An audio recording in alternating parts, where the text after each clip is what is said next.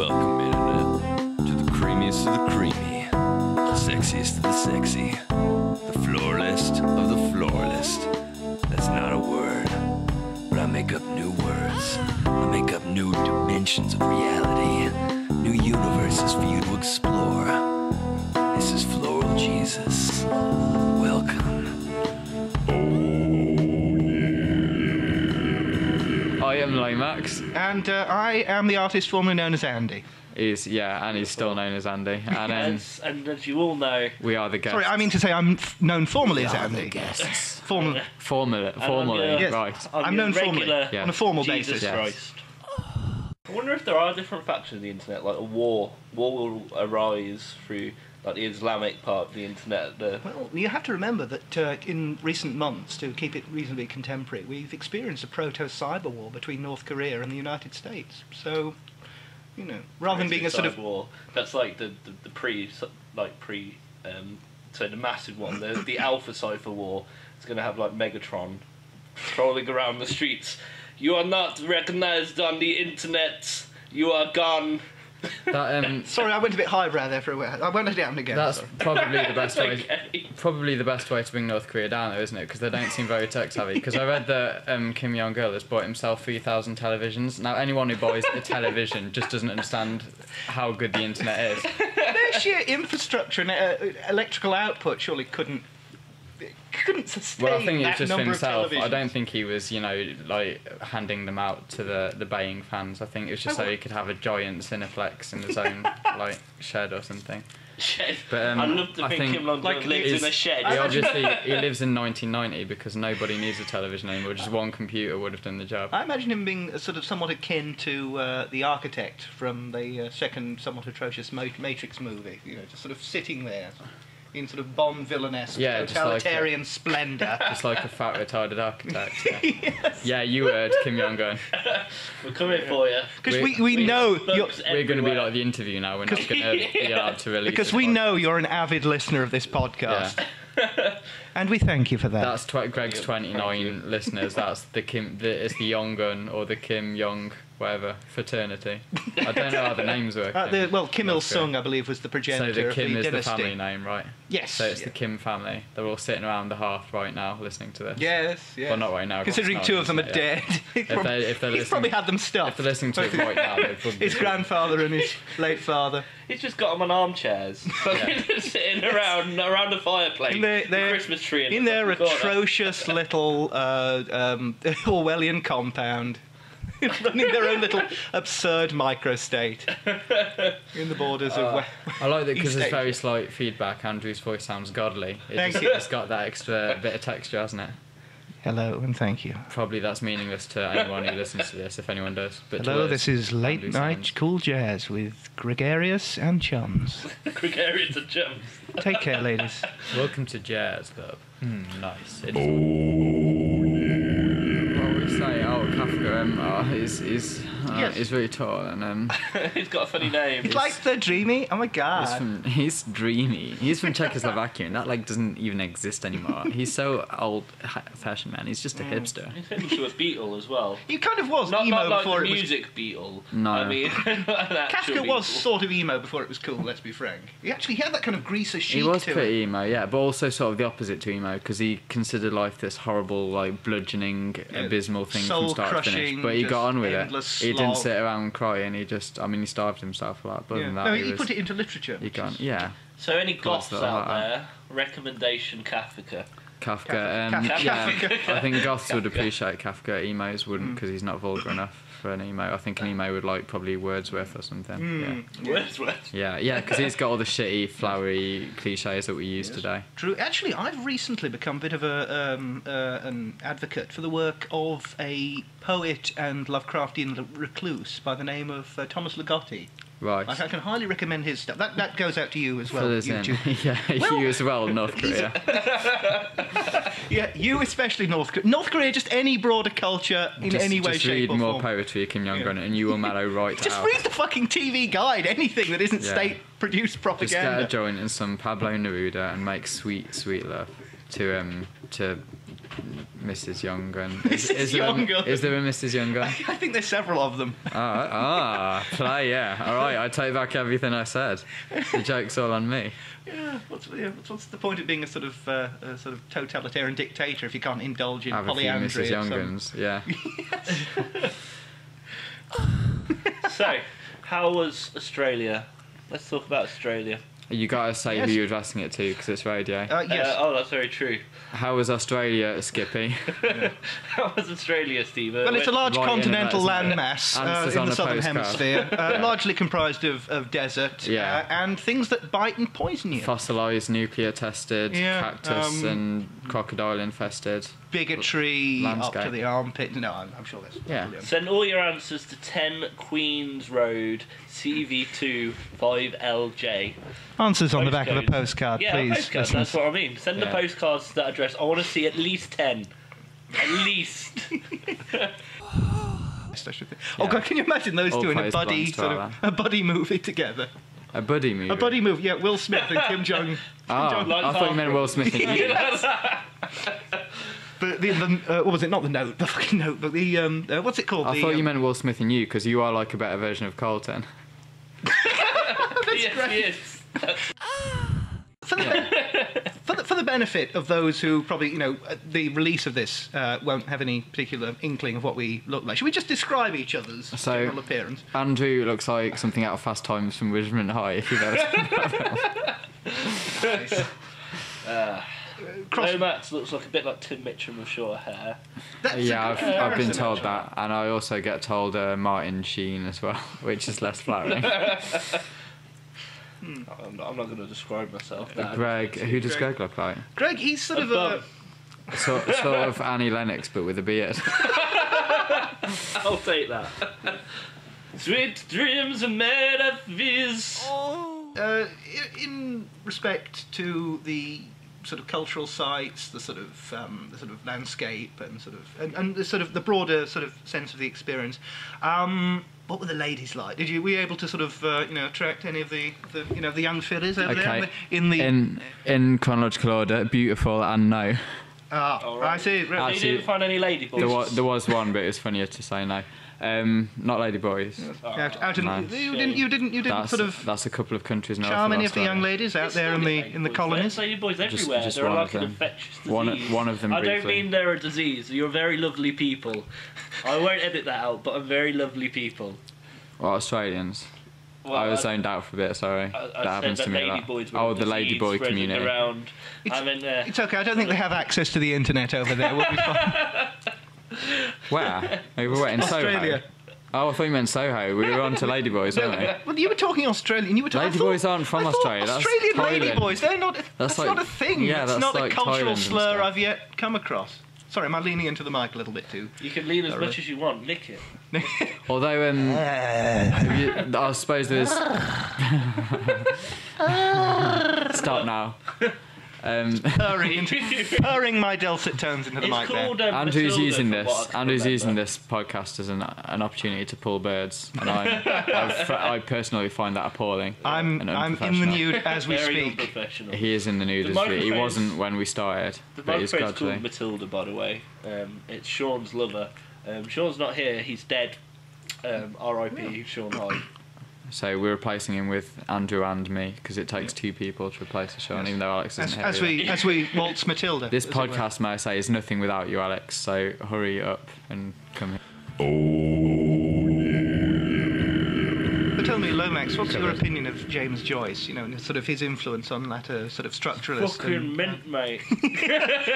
and sort of as one of the founding. Let's not forget that Greg does work in a bookshop and has fun time. Yeah. Work in a book. No one knows where. Talking about Joyce isn't really a way of excluding Greg. No, it's true. So his influence on latter modernist writers throughout the early part of the 20th century. I like puppies. Bless you, Greg. Well, James Joyce famously was a coprophiliac, wasn't he? I had not heard of He this. loved to eat the poo. So, yeah. So there you go. And he married a prostitute, didn't he? I'm at a loss. Please tell me it was Matilda. And he used to. There's little facts amazing. about James Joyce that I like. He was mates with Ernest Hemingway, and he was really kind of scorny and No, nerdish, if you know wasn't what he? I mean. Us. Oh no! But like he was quite just sort of foppish and weak, wasn't he, James Joyce? But he used to start pub brawls so that Ernest Hemingway would have to get involved to save him because Hemingway was an absolute machine. It's wonderful to think of early 20th century modernist writers as basically trolling one just another. Just pissing about, yeah. That's what I like about him. I'd love to have Stephen Fry on if at all possible. You think he'd do it? He's a sort of early adopter of most sort of technology. I don't know. He's big on the Twitters. On the Twitters. Big on the Twitters. He could be tempted into podcasting. We don't need Stephen Fry, Andrew. We've got you. Yeah. You are Nuneaton's answer to Stephen Fry. Less annoying. That's how I introduced you to my friend Shane the other week, and he concurred instantly. So you exude it, you omit it. Oh, see, not omit it, you don't annoy me, Andy. Whereas Stephen Fry really pisses me off. So I wouldn't want him on. What annoys you about Stephen Fry? He's just so up his own arse. Fair enough. All the time. It does my head in. I just want to slap him and go, let's go to the pub, have a drink, and not use fucking hyperbole. And have him up your arse instead. Yeah. Whee! Lowbrow. Lowbrow footnote of the night. Thank you.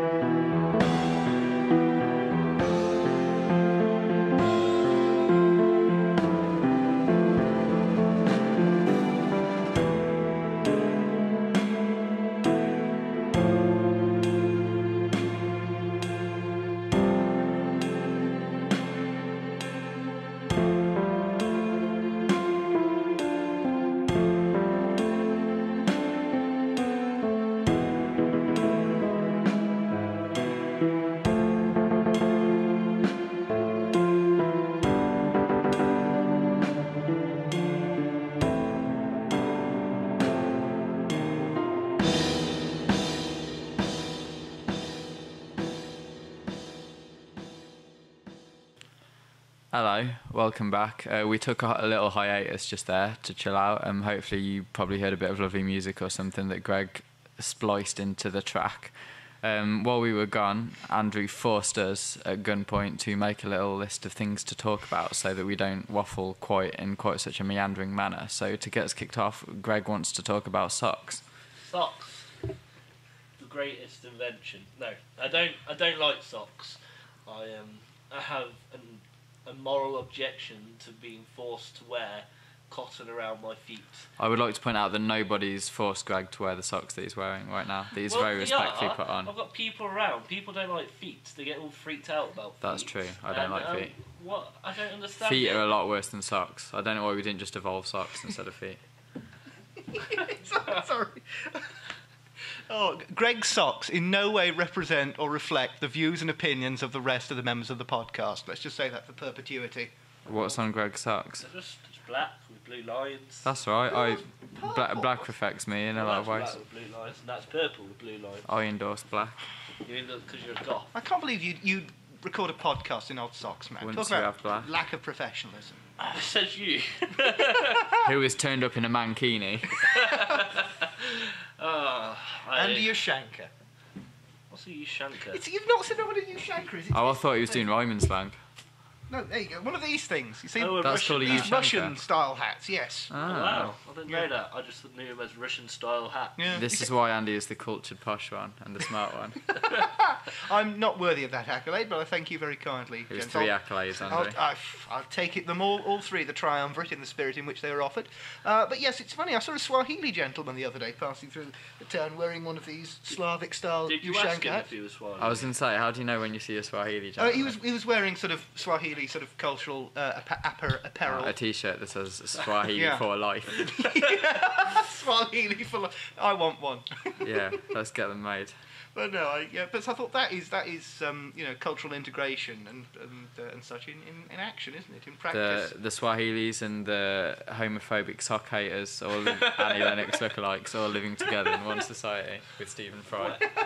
Where is Swahili? Where is Swahili? Whereabouts in the world is Swahili? It's pronounced Swahili, and it's just north of Bedford. It shares a border with Bratislava. Next question. And the Philippines. There you go. I know where the Philippines are. Or do I? Where are the Philippines? Oh, I had a friend of mine. Well, I say a friend. A friend of a my friend. question. Where's the Philippines? The Philippines. The Philippines. They are. They're very near where the aforementioned ladyboys come from. They're in sort of South East Asia. They're in Indochina. So where's Indochina. Oh, so where's East Asia? East Asia. Next door to Central Asia. Where's Central it's well, it's Asia? east of it. If we're going to be pedantic. You're messing with me now. Aren't you? Yes. I've been messing with you since Philippines. The right wing, they're rather splendid, aren't they? Never put a foot wrong as far as I'm concerned. Hello, this leads us to item number 2 on our list. Yes, what I a forgot. coincidence. Hello. So item number 2 was right wing. Yes, the referring right wing. to the political right wing. Yes. That they want me to rant some more about. No. But I wanted. I don't know what I'm going to say. Back by popular demand. Yeah, but I don't know what I'm going to say. So how was that for highbrow? I have nothing to say.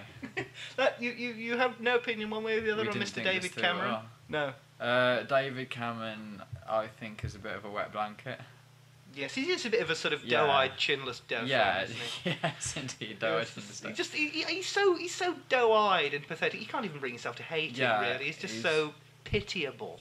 Yeah, he's just like a vacant, spoilt child. That Plus, he looks finds like himself something in out of the- In the Night Garden. Yes. Hello. We've got a Have a special look. Am visitor. I alright? Am I party ready? You look Oh, you look exquisite. splendid. You look Yeah. absolutely splendid. Absolutely This is Emma. exquisite. Emma's my housemate. Yes, would you Wait. like? Shit, She's sorry. come in. Where She's you come going, in. Emma? Just barged Looking in, I'm going to a Splendid. staff party. Ah. So I'm the asking boss, us so I how have she to look looks You're in the a boss. dress. Where are you Yes. the boss of? looking very Okay, snazzy, so- I must say. Very snazzy, Oh. holding a bottle of Koppenberg and With a an corsage. electric cigarette. I was too busy getting ready that And a corsage on her head. A You smell very good as well. Corsage, yes, For it's the- a sort of for the floral. listeners. Introduce I yourself. Floral. Come didn't have a introduce hairdresser. yourself. Come in, pop it. Hey, computer, how's it going? The computer's our own. There listener, I are don't know people on the what other end of it. I've got I'll 5 show minutes you. to get my We coat. have a just thought I'd listenership. check if I looked presentable enough. So, have a lovely evening, boys. Take Just care. don't go in front Fair enough. of gentlemen. I won't. You see? Don't leave the door open. Shut that door. It's a reference to nod to our I Nuneaton like how Greg heritage. was trying to be all professional. Like, this is Emma. She is my housemate. She's looking very presentable, Yeah. and we're just talking to her like we've just abandoned the podcast. We're just like, all right, love. You see the listenership? We know women. Very- Honest. Greg's very know professional. Seriously though. You know, girls. Andrew's very professional. Yes. Well, should we open it up to the viewing several? See if they can recommend anything. Let's just give a 30-second pause to hear their opinions. I don't like it. Yeah, I don't much care for it. No. I don't much care No. for the price of bacon Some of these it, days. some of it, it's all getting a bit eyebrow for me. I liked all the shit with Cookie Monster and Talking Men in Black because I've seen that movie. It's just the part. I've seen the third one and all that. That was better than the second, I thought. It's just No, the part no I can way. moan about the price of petrol. That's all. Yeah. It's gone up by a penny. Andrew's got zany voices and I like- everything. I You're like- brilliant. You should be on Radio 1. I like the bits where they were That's talking just about the Australian birds. I want to hear more about that. But all this sort of, Australian ladyboys. I didn't know they existed. So then they start talking about postmodernist theory and the work of Jacques Derrida as per it And then I relates just to switched off authorial and Another intentionality. wank over Princess Diana.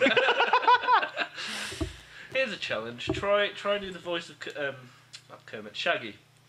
Shaggy. Not as in the singer, as in yes, the the- cartoon character. He's, yeah. he's incredibly hard to do. I've been trying Yes, him the recently. schizophrenic who is convinced his Righteous! dog.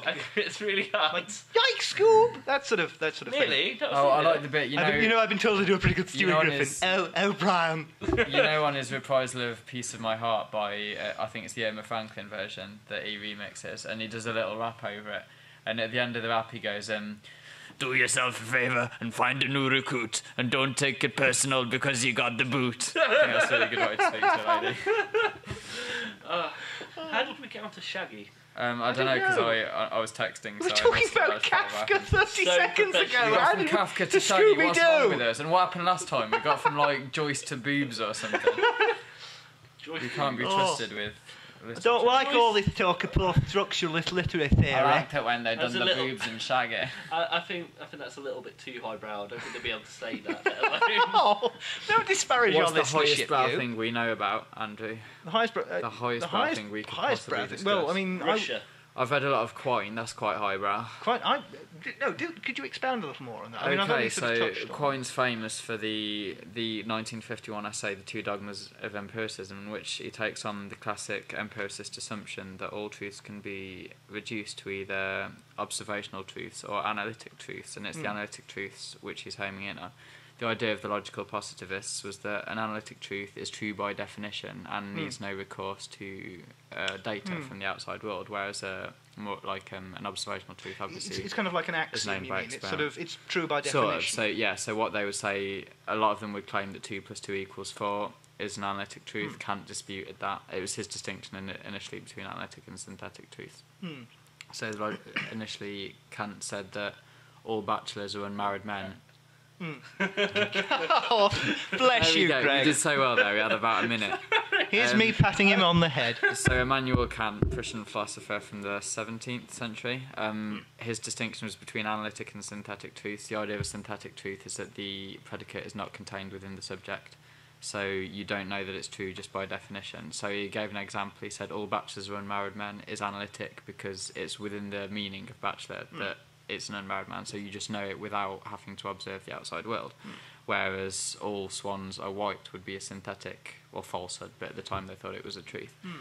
The logical positivists came along and argued that mathematical truths are also analytic. So the fact that 2 + 2 = 4 is actually not a fact, but an analytic Assessment. an The analyticity. value judgment of sorts. Because it's true by definition. So Oh, then Quine yeah. comes along and says that all your arguments about the existence of analyticity are actually circular. He says, firstly, that the idea that the subject can be contained with a predicate is too vague and metaphorical. Secondly, that there's no way of demonstrating that anything can be true by definition without taking recourse to a concept of meaning, which we don't actually have a criterion to measure by itself, and he made several arguments like that. And from Quine's point thereon, the idea of analyticity was discarded by most philosophers, and what empiricist philosophers were then committed to believing was that all truths were actually just factual truths, including things like 2 + 2 = 4, so truths that could theoretically be changed by observation. We could find out they're false for all we know. I see. So, I mean, was there a sort of, analytic philosophy, which was later developed throughout the sort of middle years of the 20th century, was that kind of a sort of reflexive reaction against that? No, so it would be the other way around. So I the see, Vienna right. Circle came along, people like Alfred Ayer, Rudolf yes, sorry, Carnap, yes. they argued, dates and they were all mixed up. taking strong influence from Wittgenstein. They were arguing that all truths were either scientific, synthetic, or analytic. So then Quine comes along and says, actually, by your own empiricist standards, you're making a faith-based argument. He says there's no real evidence or non-circular argument to support the idea of analyticity. So, a word that I can't even say, so I shouldn't have tried sounding clever talking about it. So he says basically everything is just a synthetic truth. One of the interesting upshots of that is that it means you can't really have a foundational belief. You can't build your beliefs up like a pyramid where one thing is deduced from another. What you actually are left with is just a web, a nexus of beliefs where theoretically any given truth could be revised in order to compensate those that rely on it. At this I point, see. So they're all sort of interreferential rather than sort of strict hierarchical, all stratified your beliefs just arrangement cross of like different. web, yeah. I suppose there's without any sort of fundamental sort of basis to this sort of hypothesized stack. It's more of a sort of infinite regression is sort of the thing that he's objecting to. I mean, stop me if I'm oversimplifying. I think things. he would portray it less like an infinite regression, because even that assumes that there's kind of a progressive order and that somewhere infinitely back there must be an axiom. So he presented it more like a web, where he says you've got the kind of sturdier truths in the middle of the web, the things like 2 + 2 = 4 that would take more to overhaul, and then you've got the weaker ones around the edge of the web. Does this actually sort of form kind of the basis of contemporary postmodern thought? I mean, or is there a lot of no, Quine would 'cause- object to being referred to as a postmodernist because he wasn't against, for instance, the idea of truth or even the idea of meaning. What he says is But he says it's contextual rather than... Yeah, whereas postmodernists so his perhaps say problem it with doesn't exist. one of his problems with analyticity diversity is that it relies on a notion of synonymy. So Kant would say that all bachelors and unmarried men are true basically because bachelor and unmarried man are synonymous. Whereas Quine says in order to test whether two words are synonymous, you have to have a clear idea of what meaning is. He says, how do you know whether two terms are synonymous? How do you know what the meaning of a thing is? He says the meaning isn't just what it refers to, because the morning star and the evening star both refer to the same thing, but for centuries people didn't know that that was the same star. So if meaning was just reference, then it would have been true by definition that the meaning star is the morning star, in which case why didn't we know that for several centuries? He says, for instance, it's not just extension, because the phrase all animals which have a liver has the same extension as all animals which have a heart. In other words, it refers to all the same animals, but it doesn't mean the same thing. You would have to test to know that that's all the same animals. Is multivalent? Is that really it's multi-referential in a sense? It's surplus to requirements because it sort of describes the same criteria. At this point in the podcast, your face is going to be pasted on Jesus, by the way, for the last 5 minutes with a halo. You're going to be glowing while you're talking about philosophy. Okay, excellent. I'm running out of breath. Fair enough. Well, thank you. I mean, this actually sort of ties in with my recent... I've only sort of touched on this in comparative recent times, but I mean, reading about the work of Jacques Derrida and his sort of influence on post-structuralism. So Quine and Derrida were actually philosophical enemies that objected to being lumped in together. So, no, I realise. Sorry, I was about to say that he wouldn't describe himself as a lot of philosophers at the time who didn't really understand the nuances of the two different theories did tend to lump them in together, didn't understand they were quite the same thing, and they both took offence to that, and they were always trying to argue this isn't the same theory, we're arguing for different ideas here. Well, that's sort of I suppose, in a sense, the sort of guiding principle of postmodernism is that it's not. They don't like to consider themselves part of a single unifying, stratified movement. They're all divergent by definition. Yeah, it's all sort of. It's all about sort of previous cultural. I'm not as well diversed in trends Derrida, but for instance, Derrida would say that truth is just something within the text, wouldn't he? Yes, nothing is outside the text. Yeah, whereas Quine says the everything truth is already how did he phrase it? Sorry, carry on. So Quine would say there is such a thing as truth that's outside of the text. He says it's something we go after. In fact, that's the only standard by which you can have empiricism. You test for the truth. All he's saying is that nothing is true by definition. So that's sort of Derrida's. From what I understand, from what I gather of it, is that sort of everything is kind of ultimately there's no sort of fundamental basis to sort of our semantic impression of the world, to our sort of subjectivity, because everything is a referent of something else, that there is an infinite regression, and that as such everything is always already interpretation, if you follow. Yeah, so I think they would agree on that to some extent. They would just disagree about the upshot of it. Were they actually contemporaries and friends? I'm not sure about friends. They were contemporaries. They were around at the same time. Perhaps they co-influenced. Yeah, I mean... So brain boxes, my lovely, lovely brain box friends, we've got together, we've discussed these issues. Have we cured cancer? No, but I think we've earned ourselves about 20 minutes of boob and fart jokes now. I just have this image. I was sitting in a chair while you're both discussing philosophy, and I'm with our literally pipes and our monocles, sitting back with this gel black hair, going, "All right, guys. So we haven't cured cancer. How are we going to solve world problems?" I like that you're Irish for that as well. Hey? I like that you were Irish for that as well. I'm very fond of David Lynch.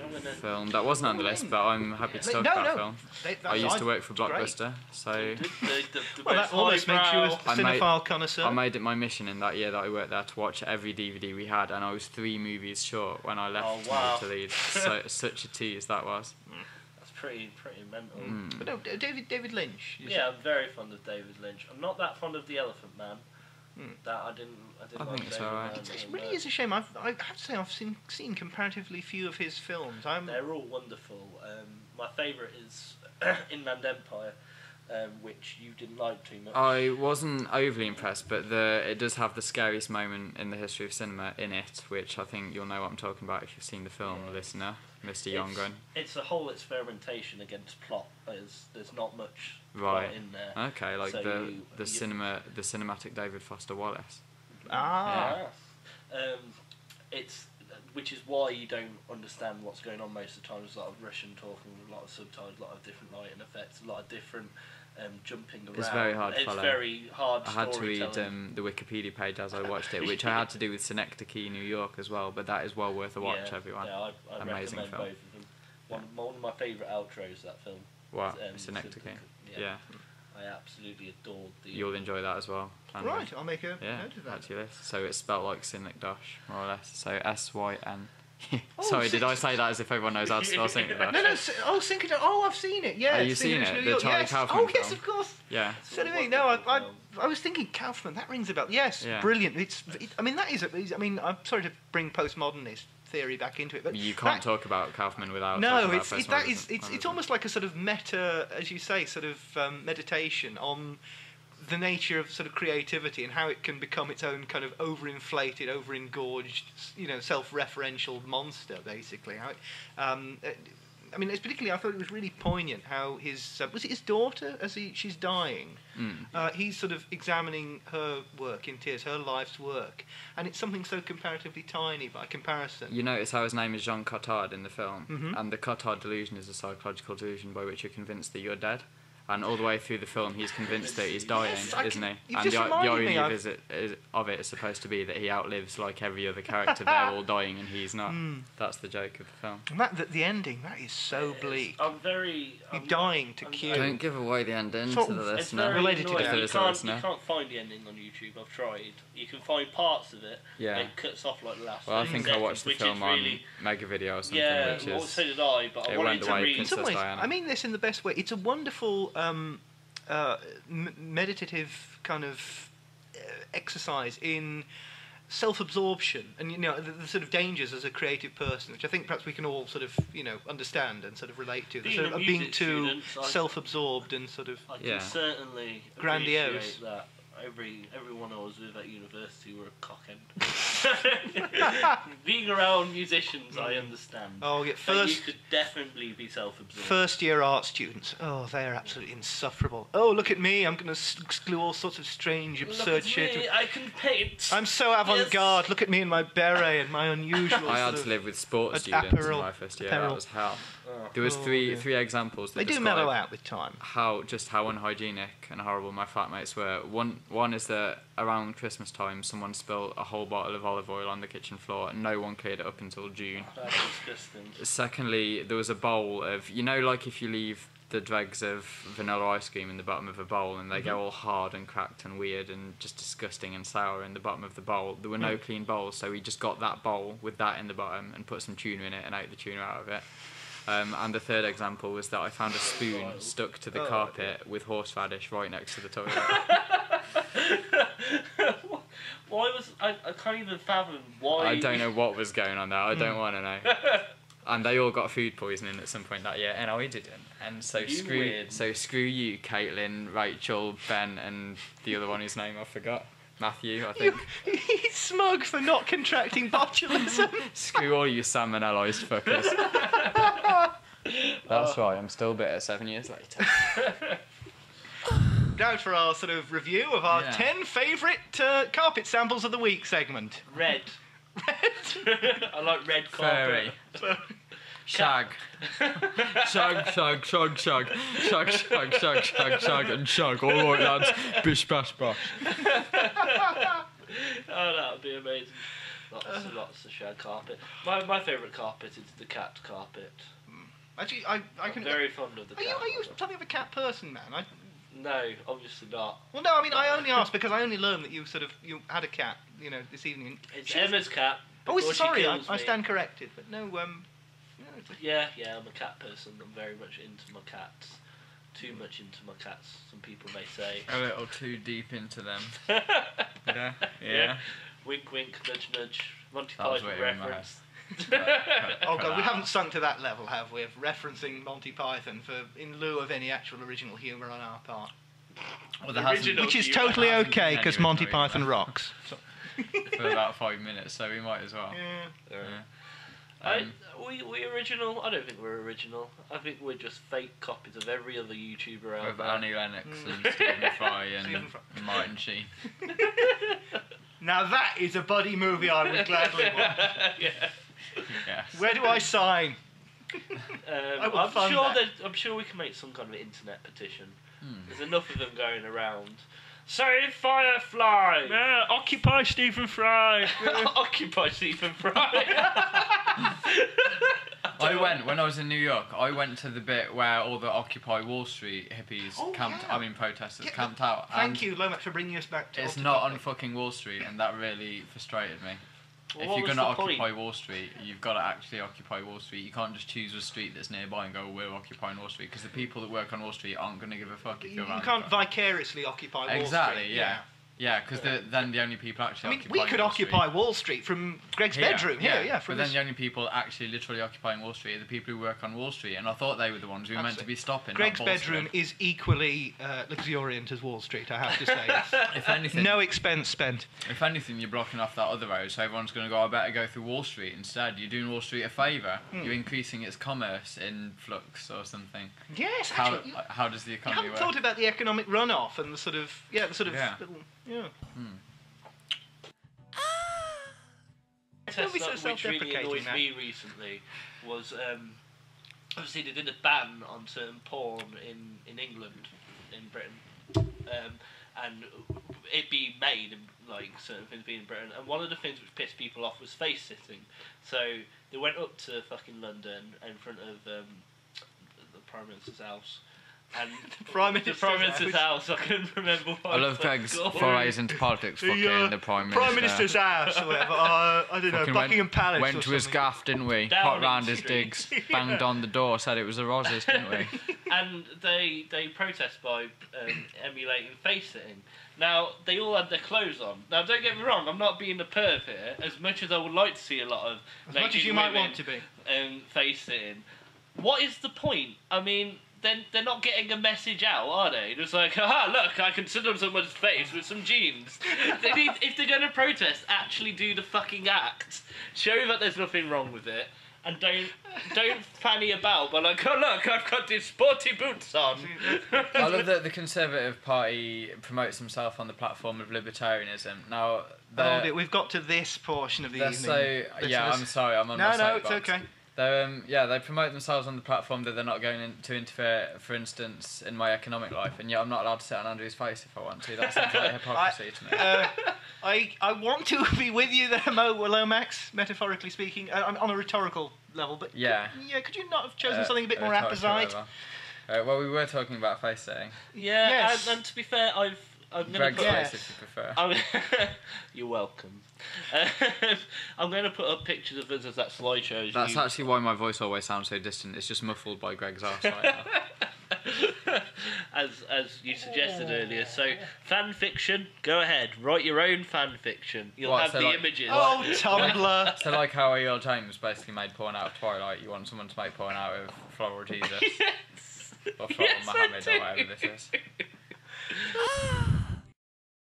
Verbose poppycock with gregarious and So chums. in about 20 minutes when the caffeine hits me, I will be a lot more irritating. I apologise now. Which is good. You'll never be more irritating than me, damn it. I have to say, you're nothing but my... You're far too debonair to ever be irritating. Oh, you. Not nothing about. Debonair. You did a little sort of hand gesture, a little Rafit sort of wave, I have to say. That was very impressive, young man. Thank you. I love the choreography. It's a shame you listeners, you can't appreciate the choreography that's going on at this There's a lot end of the choreography. podcast. I mean, there was a whole song and dance I had planned, but I couldn't get a camera. The whole cabaret routine You just got little for the delectation of the listenership. You couldn't have drunk that any more loudly, though, man. Well, it's interactive. The listeners need to, if there are any listeners, need to know that I'm drinking. What I really like is the fact you keep calling me and Lomax young man. I believe we're older than you. Yeah. Young men! I think so. I'm definitely 50. No, yeah, it's you were a- in Casio, weren't you? Yeah, it's just he's an old at heart. affectation. Well, actually, it's sort of an affectation. Lord knows where I've picked it up from, but a lot of my sort of sensibilities and affectations. Past lives. Yes, possibly. I do feel very sort of weary, and sort of aged beyond my years at times. Just sort It of was all the backstabbing in the Caesar days. It was Yeah. Vietnam. in the Caesar Vietnam, days. In the Caesar days. Yeah, Yes. Caesar, you're passing over Caesar. No, Vietnam, I prefer Vietnam. Oh, yes. All the draconian comings and goings back there and the sort of... Too much napalm. Too much... That should be the name of this podcast. Too much napalm. Definitely. With Greg and chums. You weren't there, man. I have to say, he just did a fantastic rendition of a sort of 90-yard stare, like a sort of genuinely harrowed Vietnam vet. That's my vacant LOMAX. stare, but thank you anyway. Yeah. All right. So, LOMAX, apropos of nothing, Princess Diana. Please expound. Like Seamless. a hot air balloon. Expound, not expand. You said expand. Expound. Oh, right, I misheard. You didn't say expound. Elaborate. Misthought You want me is to what you elaborate? did. Yeah, elaborate. Yeah, on Princess Diana. In what way? You just want my opinions on Well, Princess no, I mean, Diana? what was the original topic that brought us onto the princess? So you want me to talk some more about Princess Yes, Diana? I mean, yes, the sort of... I don't understand. Oh, because I was saying, like, it might be because I was saying how people are really ostentatious That about their was- yes. emotions with regard to 9/11, when 9/11 is a real tragedy, but Princess Diana is just a person dying, not even a royal person, not that that would matter. By this point, just a woman who died in a car crash. It's not a story, and like, the whole nation wept, and they're like, oh, it's the end of my life. It fucking isn't. Get on with your life. It's just some woman who you've never met who's died, and that's all that's happened. It's not a story. I really want you to write a self-help book. A self-help book, or just, stop whinging. No, but that's the thing, is these people weren't personally affected by the tragedy. They were just making out they were, because they wanted to show how much they cared. It was all just a big competition to see who could care the most. It was really mawkish. Christopher Hitchens did an absolutely brilliant documentary. I think it's a feature-length thing, an hour at least, where I forget the title of it now, but it's actually dedicated to the state of... I think I saw it. Yes, Yeah. of almost terrifying... I think is it the one where he's chatting to someone on a bench about it, and someone comes over and starts having a go at him about it? It completely proves this point. This crazy Mass conformity. mass hysteria and enforced uniformity of opinion that seemed to just occur. This transpiring conspiracy between just the public... Just the death of a nobody, an ex-royal who had spent 2 days clearing mines, which for 2 days, that's not a high-risk job. I mean, to her credit, campaigned for AIDS awareness, but on the other hand, redistributed all of her wealth in a will among the rich families of Europe, destroyed a village by sanctioning the building of a theme park in her name on it. Somebody said that her funeral had all the mawkish sentimentality and maudlin sort of emotion of a sort of a Disneyland... hang on. It was like when a North Korean dictator dies. That's what England was like when Princess Diana died. Everyone cried and no one really meant it. All the mawkish sentimentality of a Disney musical, coupled with all the repressiveness of a Stalinist funeral. Yeah. It took me a while to get exactly. I'm going to cut you both off there. Greg's got to go and play some poker. I have got to go play some poker, so... I'm sorry for my voice. I'm just sorry. And I'm sorry that I'm not funnier. I'm sorry. Just sorry to. I'm sorry that Andrew's not I'm funnier. sorry, But he is funny. I'm truly sorry to you, world, that my face has to commingle with this society. I am truly, truly apathetic. I'm sorry that Greg's apathetic. We'd all like to issue a collective apology to have burdened your ears so lamentably and insufferably as we have done over the past hour and a half. And I'm sorry for this long throat-clearing apology as well. Yes, we're infinite regression or recursive apologies. apologetic. I'm sorry about that.